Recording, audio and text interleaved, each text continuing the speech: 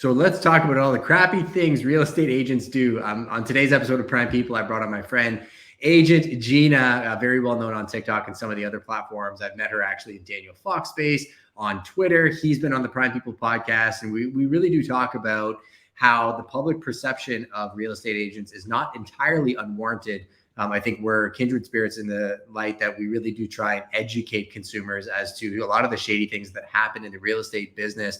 That said, I always say good agents are undervalued, bad agents are overpaid. Welcome to the Prime People podcast, Gina.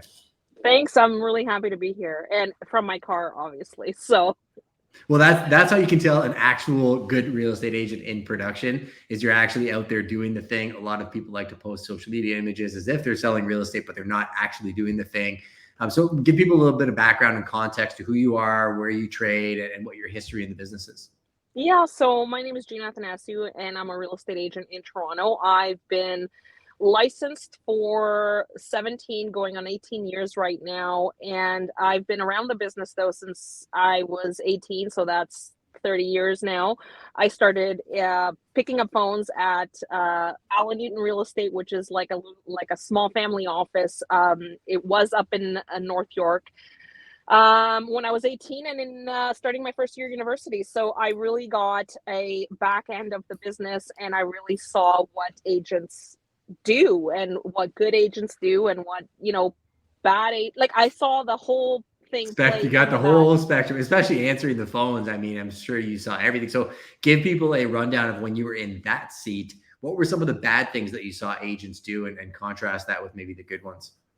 It wasn't so at that time. We didn't only answer the phones. We actually wrote with a typewriter. We used to type out offers for agents. So I remember like that whole process. I saw, so I would see agents, how they negotiated, things that they would say, or I would get calls from clients, basically sellers being very unhappy about, the way something happened. So it was because we were the front end of the office, right? So we would get the disgruntled clients calling, or the pissed off agents that couldn't get a hold of, they were paging them and they weren't getting called. So it was just like you got like basic stuff, like trying to book showings, get into properties, submit offers, like just basic stuff, right?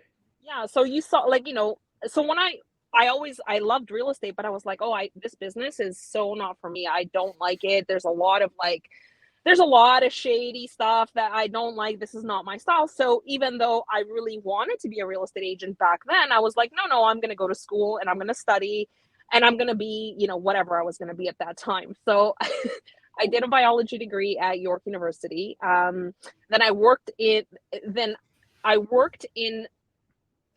for a little bit, and then I went back to university to do electrical engineering. So the entire time I was in university, I always worked in the real estate offices because I really enjoyed it. So in my last year of my engineering degree, I was working at Remax Hallmark, which at the time was located at Pape and Danforth, and I had met an agent who I can see myself in. And I was like, if I became an agent, I could actually be like this person, because they inspired me. Like they were that agent that I could see being. So, and they did really well. It wasn't because everybody has this perception that you have to be a certain way to do well in real estate, which I 100% believe, and I am an example of, which is not, that's not true. It's not the case. You don't have to look a certain way or be a certain way to do well in this business. So I ended up getting my real estate license as I was finishing my degree. And as soon as I had my license, and I started trading. So that was in 2005. Well, I think that's one of the reasons I wanted to do this episode is people look at real estate agents and they compare them as if they're no different than 10 chairs and they just need to pick one. There's a wide variety of skill sets, specialties, and I would say that this is one of the most unique businesses that you can carve your own path. I think where a lot of the new agents fail, and let's talk to the new agents for a second, is doing exactly that, is chasing somebody else's version of success. Where I find the more you really find who you are as a person, the more you enjoy this business and not resent it because you're not achieving what other people achieve. So like how was your journey, I guess, as you evolved as an agent and found kind of who you were? So, obviously we've all been at the beginning, right? Where we are hungry for business and we will take any business that comes, right? Like we've all been there, and like anybody that says otherwise to you is lying, right? So I remember it was hard. I had a conversation about this with another agent yesterday, and I said there was a point in my business when I had my first child. Uh, I was licensed for just over a year, and I had my daughter. And I remember it was so financially difficult for me that my taxes were overdue. I hadn't done my HST or GST or whatever, and I was so stressed out. And I was like, I can't do this. Like, this is not working. Like, I can't be a good agent. Like, what the hell is happening? And I put my license on park for about a year while my daughter was a baby. Um,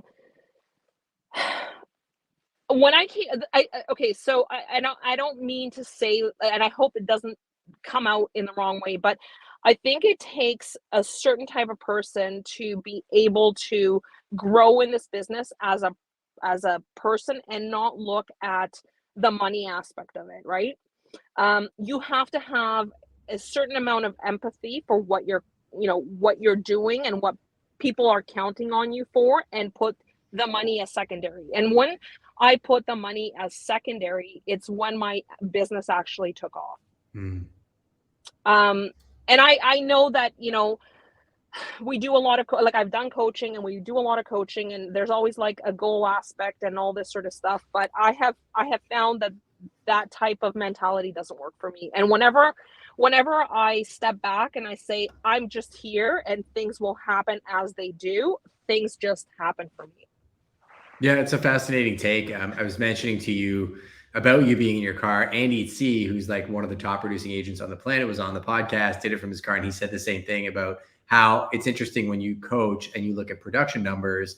You want to track, obviously, you want to know like the health status of your business, but that's a lagging indicator of your success. It's not an indicator of where you're going. I think the actions that you're taking on a daily basis are really going to indicate how your business is growing, constantly refining how you're communicating with clients. Are you serving them? Is your analysis on point? Are you giving them good advice based on all the major changes in the marketplace? We'll get into some of that stuff with the bank rate hikes, changes, like advice that we're giving our clients, boots on the ground. I think will shock some of the viewers as compared to what other agents might be doing online. And I think that speaks to really putting the vision of who you want to be first, and then the actions that are guiding you along those principles. But how did you not get lost? Because I think a lot of people in this business early on, they feel like, well, I got to be part of the old boys club. And I don't think that's the case. I would argue it's going the other way, right? So how did you not get sucked into that side of the industry? So my mentor, okay, so I'm going to tell you. So when I remember, I said that I met an agent who I can see myself in. So Yes, for his name is Brian Ross, and he's still an agent. He's in his, I'm not going to say his age, but yeah, that's awesome. I'm gonna look him up right now. He's still an agent, and I call him my real estate dad. So, and I'll tell you why. When I got my real estate license, I didn't have a driver's license, so I wasn't driving. And um, so Brian, I had met Brian. He inspired me to become an agent, and he basically committed to being my mentor. And what that meant to him was he would come and pick me up from my house at the time, and he would take me with him for the entire day. So this could be That's 10 awesome. hours or 12 hours, and I would sit in the passenger side and I would go into every single appointment with Brian. And so I learned how to do everything with someone who was already, I think he was in the business at that time 25, 30 years. So I was a fly on the wall. He gave me opportunities to do, my own deals while he was watching me. So I got that mentorship. Okay. And I did that so I licensed in April, and I did that for almost a year. So I didn't get lost in this old boys club because Brian was not one of those agents. So I learned, like, my mentor was not like that. So I didn't have that. I wasn't misguided in that way. I knew that his business was always very not fly by the seat of your pants or whatever you call it, but it was very intuitive. All his business was very intuitive, and so that's how I learned to do my business. There's a downside to that, let me tell you, but actually enjoy my business because it is like that. Yeah, I love that. And I actually think it should be mandatory. The education, let's talk about that first, right? Like, how do you feel about education when it comes to the real estate industry and newly licensed realtors and how they should be trained versus how they are trained? So again, we've all been there. We all got our real estate license. And I think we could all agree that whatever we were taught was not enough. It was not enough to, and again, this is from someone coming from having, being someone's, being the front reception. And before I got my license, I was a personal assistant to 2 top agents in Toronto. So I had a lot of that stuff. But as the training or the licensing training goes, you don't learn anything about running a business. No. You learn the basics of putting an offer together, and even that's not good enough, right? Yeah, it's not debatable. You definitely learn the basics. You know how to print a piece of paper, but the structure of the offer and I understand from a risk mitigation standpoint, they can't advise on every single scenario and everything too, but it's lackluster. It takes more time to become a hairdresser than it does to become a real estate agent. I love hairdressers, but we're selling multi-million-dollar homes and the training needs to be better, right? Yeah, well, we're basically, imagine like someone is putting their life savings in your hand and expecting you to, treat it or do good for them, right? Or advise them properly. And imagine someone who has no idea about, what an interest rate is or what the Bank of Canada is or any of this stuff, advising you on purchasing this asset, right?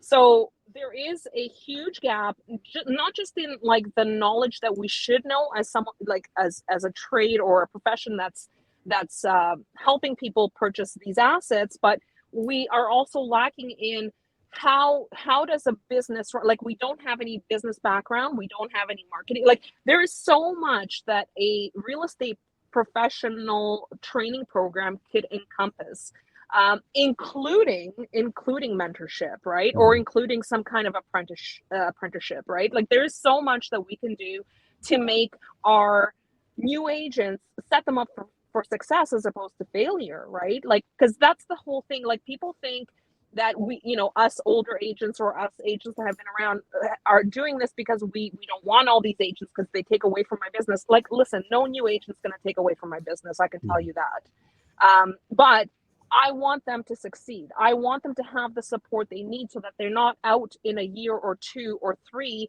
and have paid all these fees and put their dreams of becoming an agent out there and fail. Like, I want them to succeed, and I don't think we're setting them up to succeed. Yeah, I definitely agree. I mean, I've been loud about this online many, many times, and half the content I create, I try and create to just hopefully see an agent sees it and doesn't screw up a contract because they realize that they're not a lawyer. They shouldn't play one on TV. They're not an accountant. They shouldn't play one on TV. They're not a licensed investment advisor and they shouldn't play one on TV. I think our job, one of my favorite things about real estate is we're people connectors. We're a conduit to the right people, right? Half the reason people would hire somebody like us is access to our network, our experience. I've seen this before, and I know the guy that you should talk to about that. Had a client yesterday. I sent her a basement specialist. I sent her an electrician, and it's like she was Googling online, finding these random people. I'm like, that might be the most costly mistake you're going to make. But I think it's understanding the role. Love that you found a mentor when you jumped into the business. I would recommend everybody, if you're new to the business, to align yourself with somebody.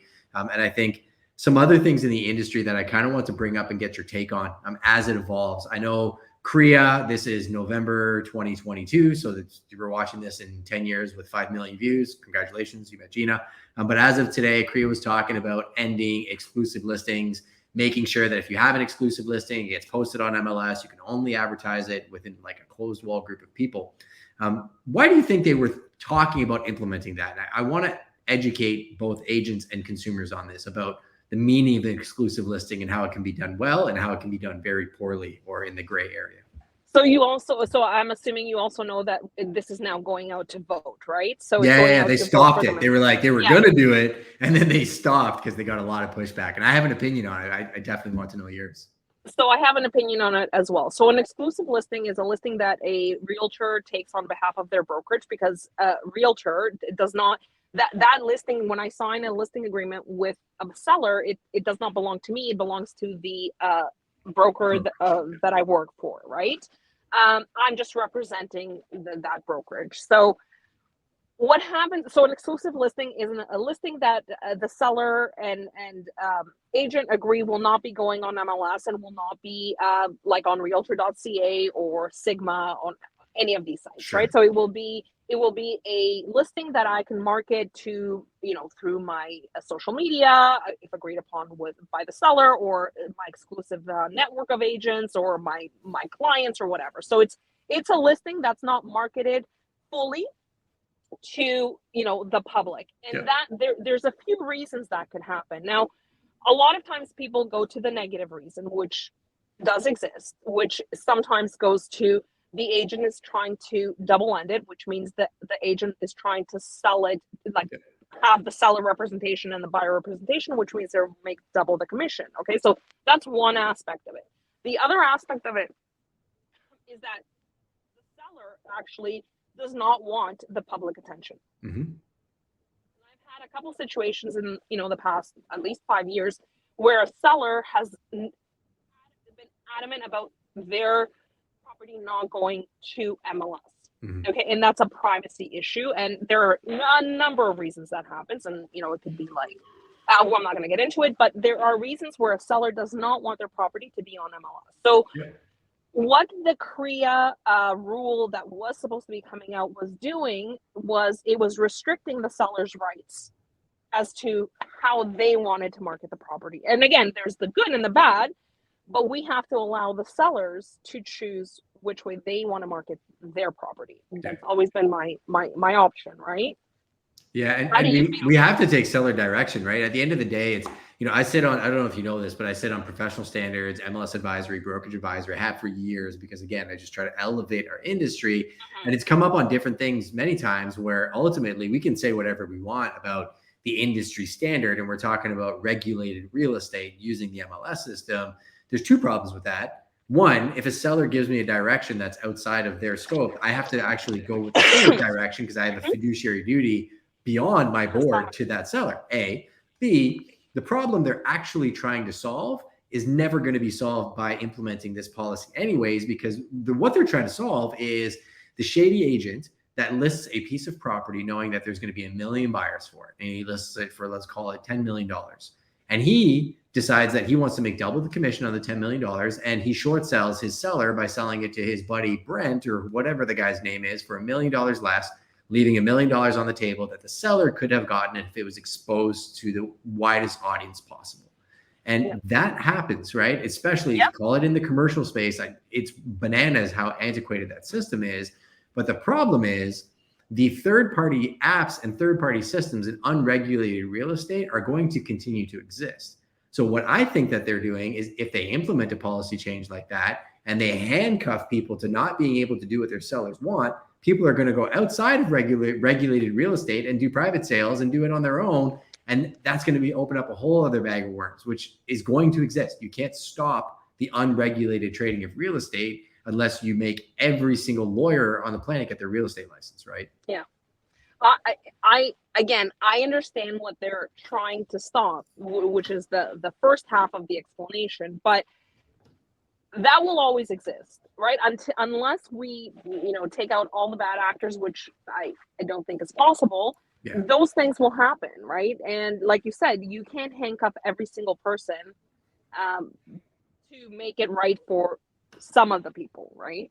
You can educate them. That's it, right? And that's, I think, what we're trying to do is putting information online. So a seller sees this and is like, wait a second, I'm getting a double-ended, really quick deal, and I haven't even exposed it to the market. Maybe they'll think twice about who they're hiring, get a second opinion.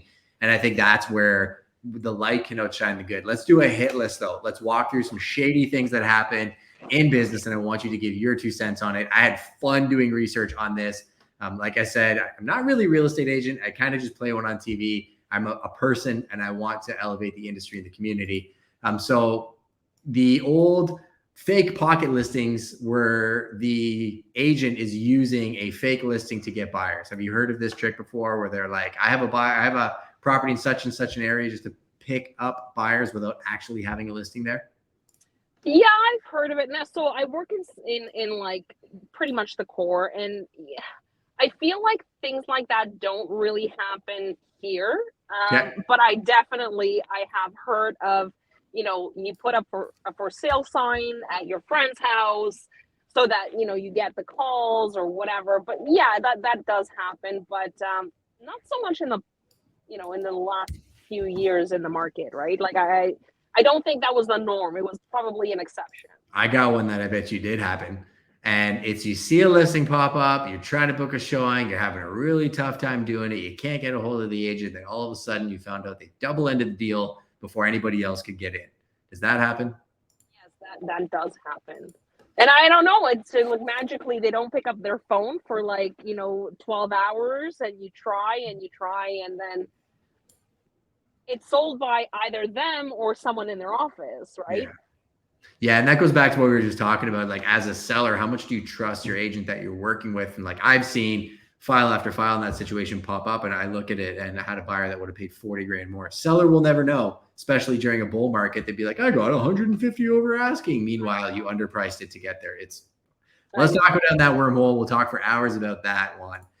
The other one that I actually was curious about is, do people ever leave up like an old listing or a listing that was sold like on their website? Because I've seen that happen in our area a lot, where people keep calling on these older listings or older websites for expires. Or do you guys keep a pretty clean database? It's a pretty clean, so Trev is really, really come down on clean data. So they, they don't mess around with that. What about agents stealing buyers from newer agents? So your buyers walk into an open house and another agent tries to poach them knowing that they're working with an agent. So that happened to me very recently. Yeah, it does. It happens to all of us. I got loyal people that are like, hey, can you believe they said this to me? But yeah, what are your thoughts on that? So yeah, I think, listen, I get it. I understand it. It's a very competitive business, and now that we have a lot less transactions, I think it's actually going to get a little bit more uncomfortable for us. Sure. And so I think we're going to see even more aggressive approaches by agents to, poach clients and stuff like that. But it does happen. Like, when someone says they're working with someone, the script always goes, but are you under contract, right? Yeah. And I think that's pretty cheesy. I think so too. I believe in implied agency, right? And I tell my clients about that.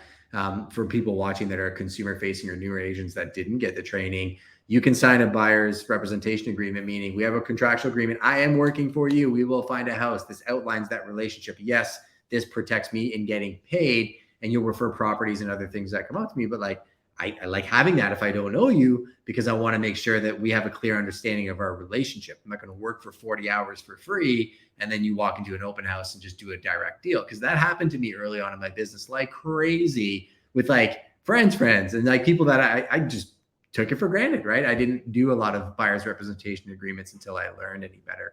But it is what it is. That's the nature of the industry sometimes, right? Yeah, I tend not to do a lot of buyer representation agreements because I think I've expressed this in my TikToks, if you've seen them, that I find that it's also, for me, I need to know the person and I need to trust them. Mm-hmm. And I give some time for that to happen. And once we both trust each other, we're all like, do we actually need a BRA at this point, right? Yeah. That's just the way I work. Yeah. And again, everybody's entitled to run their business how they want. I think it is, if you're working with somebody you've never met before, I think qualifying and explaining the process is one of the most important parts of the transactions that agents are not. The agents don't even really understand the process when they're new to the business, right? Your mentor probably showed you that just by being around him. So the other thing is that agents will put the buyer agency agreement in with the offer and not explain it properly to the buyers when they sign all these like things electronically now, right? Like back in the day, right? And we used to like sit in front of our client and we had to go through every single piece of every paper. Clause. Yeah. Right. Whereas now it's like you're like, oh, just click on it and it's signed. And people, let me tell you, people do not read what they sign. Yeah, they don't. It blows my mind. And I think there's two, like there needs to be a little bit of accountability from people. If you're signing a contract for $1 million home and you didn't read the contract, or you didn't even pause to say, hey, I don't understand that, I think there's an issue. I still like walking people through the contract. Like whenever I'm with people or I have that opportunity, I love explaining to them the residency clause, that if you buy an investment property from somebody who's a non-resident and they flee the country, you might have to pay their actual HST. And like, I think that's what builds loyalty, when they're like, what? I've never heard that before. And I'm like, yeah, like, have you signed an APS before? They're like, yeah. I'm like, did anybody tell you this? No, I'm your guy for life, right? That's how you build relationships. The other thing I do is, so Trev has the forms explained in plain language. So I love it. Yeah. I send that out, like that's in my buyer and seller package. So I have one for the buyers, one for the sellers. And I'm like, I want you to read this ahead of time, because if we get to this point, I need you to understand what these things mean, right? So it's in the red, bold, and they can see it, and they're like, oh my God, wow, this is great. And I'm like, okay, do you guys have any questions now? And they're like, no, because it's fully explained. And I'm like, okay, well, but you have to, people trust you to explain what, things that may become an issue for them, right? Sure. And if you don't know what these issues are, how is it possible that you can represent them properly in this transaction? Yeah, that brings up a really good point. One of my biggest things that I bring up is, if I get a lead or somebody calls me and they're like, I want to sell 1 King Street in Toronto, I'm not licensed on TREB, I can't see the sales data, I don't trade there. Like, that's just not my thing. You said early on in the business, people would run around and do whatever just to get business. And I think that, to me, if I'm not an expert in an area or a territory, it's actually unethical for me to go in and try and represent somebody in an area where I offer no value and no expertise. So what are your thoughts on people in working with agents, or agents that just go out and list in whatever markets just because they want to make a quick buck? So I'm a total, like, absolutely disagree with like listing or selling things in first of all, areas you're not licensed in. So I'm licensed on Toronto real estate on TREB. First of all, I think I've been to Hamilton one time in my entire life, once. How is it possible that I'm able to sell in Hamilton if I choose to, or where you are? Or, I've heard people go to like cottage countries or farmlands, and I'm like, have you ever been to a farm? Like, do you know what a septic tank is? Do you know that it's well? Do you know what these things mean? I don't sell to things that are not on my board. And even, like, just to be like full transparency, I don't drive on the highway. So for me, like, listen, I've had to sell in Paladin. My clients chose to drive. They were like, we want you, and we know exactly where, like, we want you. So that's a different story. But I do not advertise, oh, you know what, I can sell your property in Orangeville. Like, I can't do that. I don't even know. Like, I've never been to Orangeville. So I try to stay in where I can drive. On the highway. You know what I mean? Yeah. And I think this goes to like creating the business that you want, right? The way that I operate, we do cover a very big territory. We cover Kitchener to Sarnia, Lake Erie to Lake Huron, but I partner with people in the areas that I'm not an expert in, and I give up half my commission. They want my negotiation strategy. They want my marketing, some things that I want to do. If it's an area that I can have a tangible impact in, great. But like you said, not doing something actually creates a better business. And I've seen this happen with agent after agent being focused. Like, if I was in Toronto, if I grew up in Montreal, if I did real estate in Montreal, I could be a tenant representation expert only. And I could just do tenant representation and be the very best in downtown Montreal and make a great living doing that. But I think you have to be very clear on the type of business you're doing. And for the consumers watching this, they have to really understand that not all agents are created equal, and they don't understand the complexities of the different deals. So, shout out to guys like Jeff Margolis and Hacks and other people that specialize to a very, very high degree. And then also, I also want to ask you this question about referrals. Using agents like yourself, myself, other agents that have great networks as a conduit to find the specialist, versus Googling, I need an agent in London, Ontario, or I need an agent in Toronto. I think one of the biggest problems in our industry is the marketization of the referral from companies that's all they do. They're not website searches for real estate. They're marketing companies that are selling you as a 25% or 35% lead to agents, or other agents and offices that say, sure, I got a referral partner for you there. And all they do is tap into their network and say, who works at my brokerage in this city? Amazing. This is the person.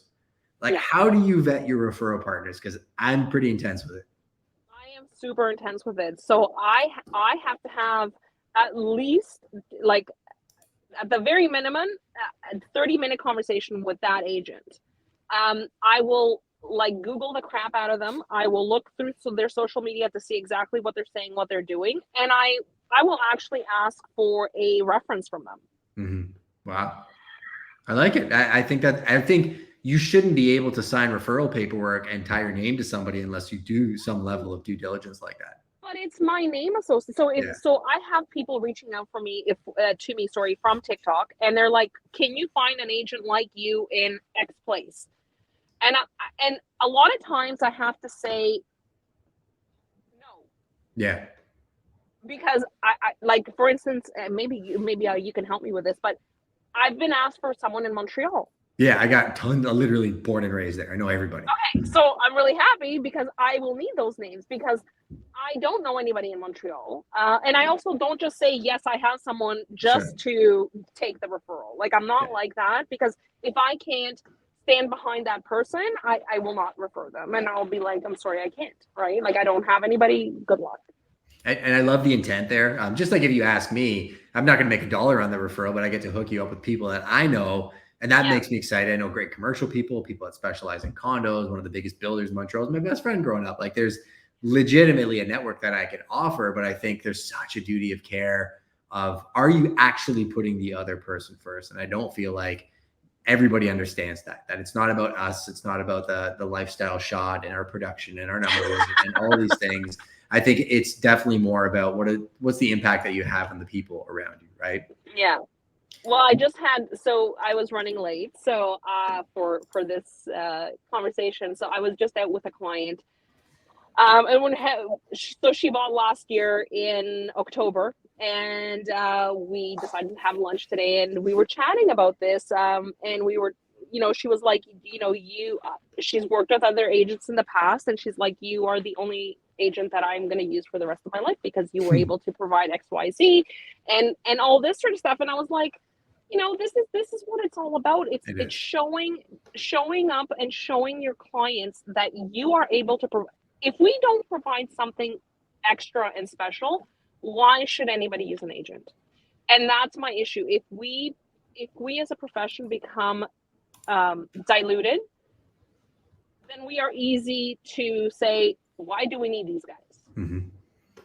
Yeah, and I think we end up in the place that we're at because of how we decide to interact with the industry. The consumer looks at us as a transaction, and I understand their net effective on a transaction. We get paid a lot of money to do one simple transaction. They don't care about the split of the commission. They don't care about the split of the brokerage. They just look at the number that we're getting paid on a transaction.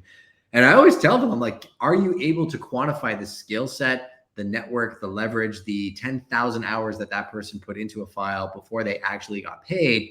If you can't, then the value isn't going to outweigh what you're getting paid. And you may as well put a sign on your lot yourself. But if you think paying somebody for the 10,000 hours that they've put in, the exposure they could get, the safety that they could give you in a negotiation, like the tangible things, that's what they're getting paid for, not the transaction. We're not in a transactional business. I mean, how much work have you done and not gotten paid for in your business over the lifetime of your career?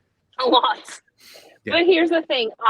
So you and I both have the luxury of having to been in the business for more than let's say 5 years, right? So we've been around.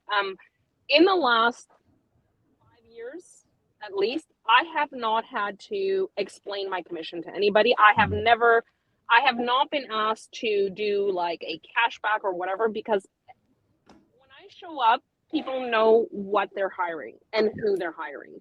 I don't have to justify, or I don't have to say, oh, I'm going to cut my commission in order to get this deal, or I'm going to get this listing, because that's not my experience now is, like you said, that 10,000 hours or X, and I don't have to take. If that's what you want, you're not hiring me. And that's okay. You can hire someone else. I'm not attached to the outcome, and I think that's that's the biggest mind shift that I've had in the last, 5 years or so, is that I'm not attached to the outcome. I'm okay if I don't get your business because I don't need it. Yeah. That's the truth. That's the reality of it. I think that the best relationships are when two people, they don't need each other, but they're better together than they are apart. I think that's when you're going to get good advice. Avoid commission breath like it's the plague. Those people that are just telling you whatever, they want to buy your listing with an overinflated price. They've got all the slide decks and the tricks to show you and why you should sign with them. I think they need to find a partner and a friend in real estate. I think that's absolutely crucial. Now we do need to touch. Sorry, you have a story? I have a story about this. Tell me. A friend of mine lost a listing a couple weeks ago because the seller called him, and said, "Oh, you didn't get the listing." And so Claudia was like, "Why didn't I get? Can you tell me?" And he's like, "Well, you didn't believe in the price." And he's like, "I'm like the number one agent in this area. I'm pretty sure I know the price." Mm-hmm. So he lost the listing. The people put it on the market for the price. They didn't get it. They reduced it by $200,000. And they still haven't sold it. So, there's agents that, like you said, will buy the listing, but I think it's hard for people to understand that there are certain agents that don't, they're there to help you. And if you're not going to listen, it's on you. Yeah, it's funny because I'm the guy that sometimes people will be like, he bought that listing and then I'll sell it for that price, right? I've done that over and over and over. But the reason is like, if I can see something that really does separate that and like I'm in it for the long run and I can map out a plan, like this is how we're going to do it, then I'm down to do it. Right. But if I genuinely get a listing and I'm like, there's no way, this makes no sense, you're completely out to lunch, it's detrimental to my business in the long run to take that because it impacts your reputation. I think that's a great story. And I'm sure your friend will get it back in the end. He doesn't want it. He's like, good luck to them. But yes, it was just very awful the way that he was treated anyway. But that was buying a listing. It's so bad for the seller because at the end they're the ones that actually lose time and money on the market. Yeah. And I think this is something that should be aspirational for newer agents, that you can get to a place in your business where you can say no to clients and clients can say no to you, and it's not going to destroy you, right? Like in my opinion, I've said this before to investors that don't want to sign a buyer's rep agreement to get access to certain things, right? Like there's so many investors out there. We have a very dialed in off market mailing list that we send properties to. And I'm like, no, you have to sign this because if I send you a deal that I didn't send Gina, technically I'm in breach because I promised Gina I'd send her my A deals first. If you want my leftovers, no problem. I have a list for that. And then they're like, wait, let's talk about the A list, right? I think, agents are a dime a dozen, so are clients. I think you want to find who you want to work with and just partner up. I love that mindset. You did blow up on TikTok. You got a potato in your profile photo on Twitter. I always give you the gears about that. Apparently you're a Pokemon. Why don't you explain to me the progression of your TikTok journey and how that's impacted your business or your perception on the real estate industry as a whole? So, I got on TikTok because I started consuming TikTok during the pandemic. And what happened was I am not an impulse buyer. I'm a very logical, like everything has got to make sense to me and I'll research stuff. So, and I've never, ever bought anything online because I saw an advertisement. Okay. But that all changed with TikTok. That's amazing. And so I bought a few things because of TikTok. And I'm like, hold on a second. I'm like, this is What'd you buy? What were the things you bought? So I bought a coat. I bought some house stuff, and I bought stuff because of TikTok. And I'm like, crazy. If TikTok was able to convert me, and I'm the most difficult person to sell to, there's something about this app, right? So I started to like really consume content with a different perspective, like as a marketing angle, right? So I'm like, okay, let me see. So I really I did the rabbit hole and whatever, right? So I started making content, and as we all know, and I'm gonna be very honest, when you start making content, it's very difficult. Like you feel very awkward, and even if you go back and look at your old content, and I was never on video before, so you would have never been able to see my picture online or video or anything. So I was never online. So my business was not built online. So when I decided to go on TikTok, it was an experiment for me. It was like, let me see what this app does, right? I did, and in January of last year, there was a choice I was about to make. So I had just I was doing my coaching, and my coach was like, I want you to take it to the next level, because I had plans of whatever my business plans are, XYZ. And he's like, in order to do that, you have to do this. In order to be able to hand off your business to your child, you have to do this. You have to create new business and not depend on your referrals anymore. And I'm like, Yeah. okay, like, let's give it a try. So it was either I was going to geo farm or I was going to go on TikTok. So I'm like, I'm going to go on TikTok.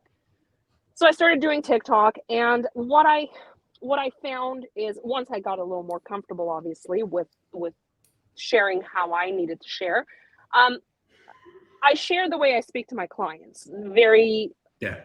upfront. And if you like it, great. If you don't like it, I'm not the person for you, right? So remember, the market started to shift. So my messaging on TikTok was no different than what I was telling my clients.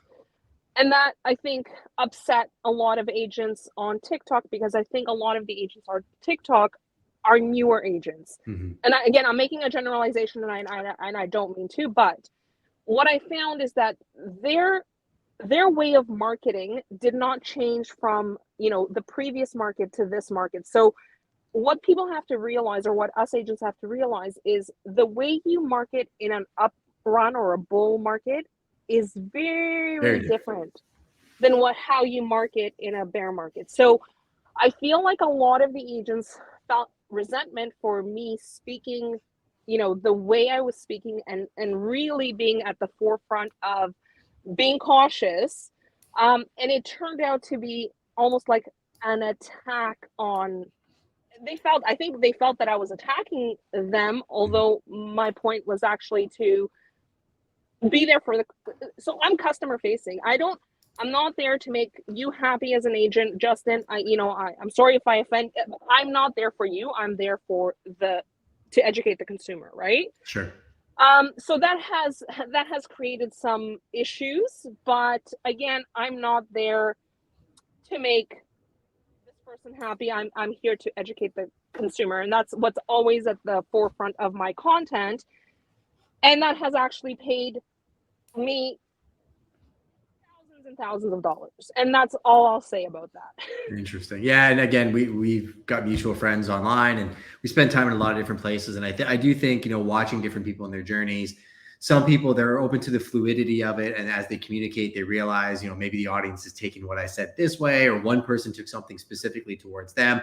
I've had to be thoughtful about my content, of how it's made certain people feel, where I'll say something and then clarify. Like, I actually did a post recently.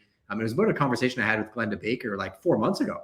And we were talking about the cartoonization of social media, right? So you take characters like the Logan brothers, you take Andrew Tate, you look at a lot of the characters that are creating these TikTok personalities that are like trigger personalities. I'm a staunch believer Christian. So my best friends are atheists, and there's guys on TikTok that are like doing live streams hating on Christians because it helps them build their account. And the caricaturization of that really bothers me. And I'm just trying to warn people that, like, just be careful. Like, there's a moral hazard, I think, at the end of the day, of you putting pennies into that well. But then I realized, after, the way I worded it, some people may have taken that as like a personal attack towards them. So I followed up, and I'm like, hey, this story's not about you. Like, this was actually a conversation I had 3 months ago, right? Have you had to do any adjustments there? So here's the thing, and I've always said that. If I make a piece of content and you feel that it's directed at you and you are offended, it means that I'm very, very, I draw the line. I'm like, if you feel offended because of what I'm saying, listen to what you're being bothered for a reason.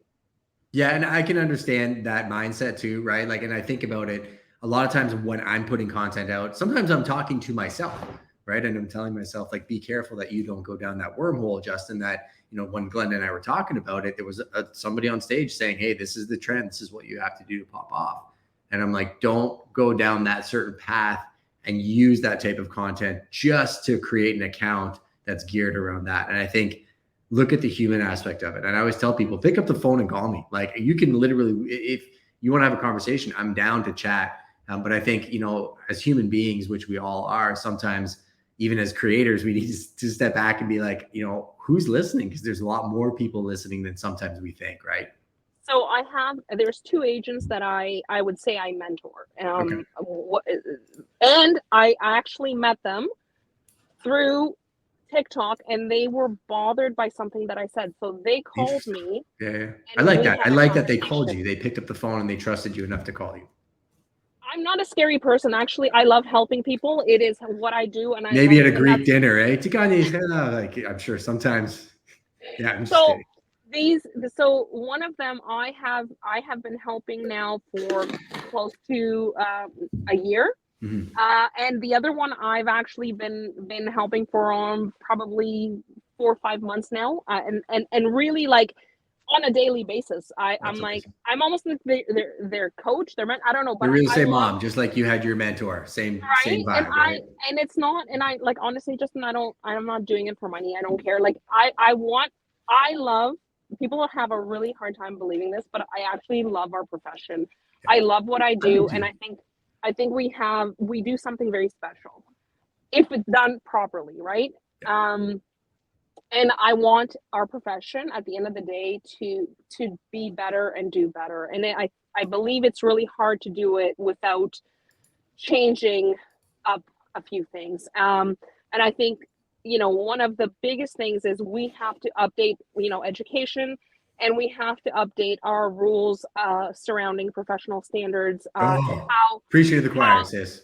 yeah, and how we market online. Yeah. We need to have more oversight about what we say, because there is it is the wild west out there. Yeah. I mean, I have heard borderline, like agents literally borderline advertising you commit fraud. Like Yeah. it is that bad, and people are like, "Oh, you should report it." Like, listen, if I sat and I reported every single unprofessional, unbecoming of a realtor, whatever I heard, like, forget, like, there is no way we would be able to do that. Yeah.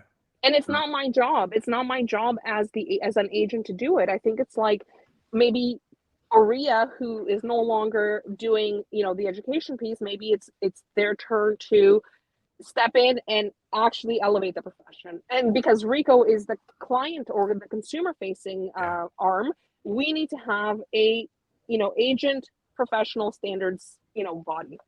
Yeah, I've got lots of opinions on that, which we can definitely shoot on a follow-up episode. I want to get into a couple rapid fire questions and get you out of here. I gotta say, the camera quality on your phone is extraordinary. It's better than some studio cameras I've seen, and you've done a great job with the interview. So thanks for making time. Up to this point in your career, what's the greatest lesson that you've learned? To be okay with losing. Well, that goes into my next question. How has failure shaped your life? Oh my God. This could be like an entire program by itself. You set it up. You literally set this question up. So, I've failed in life and in the profession. Like, I have failed, and that's okay, because I feel that I've learned from my failures, both in my personal life and in my professional life. And without, taking some of those punches, I would have never been able to be who I am today and stand the way I stand. You're refined by the fire if you're willing to Oh stand yeah, in it long enough. What are you learning right now that excites you? marketing. Like, I love all aspects of marketing and the psychology of sales and all this sort of stuff. So that's why like, you've seen some of my content where I talk about like bro marketing and things not to do, or when you hear this is what it means, is because I love it. Like, it is such a trip for me to like learn all these things. I'm like, we should have learned this in school. Like, this is so cool. Well, if you ever want to do a closed session, let me know. It's probably the one thing that I specialize in here. That was my background, was marketing and advertising and branding before I got into real estate. So I'm happy to donate some of my time to you and your career or your mentees if you ever want to sit down and jam about it. The very most important question. So given you made time for our audience, we want to give you our platform. So we got you at the very top of One Prime Place. It's the tallest building in the world with the biggest audience. You get to talk to the Prime Nation. What is your parting message for them? Um, be